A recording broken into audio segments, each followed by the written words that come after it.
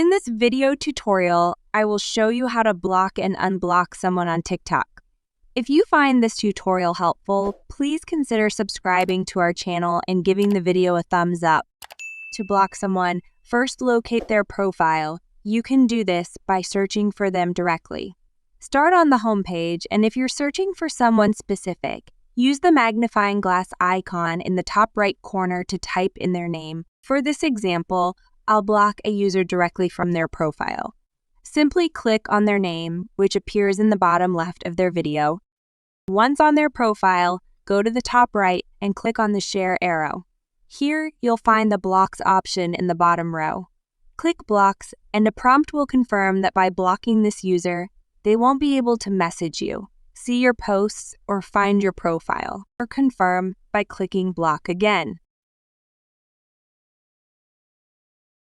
You'll receive a notification that you've blocked the person.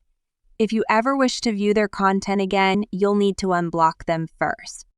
If this TikTok tutorial was helpful, please leave a like and share.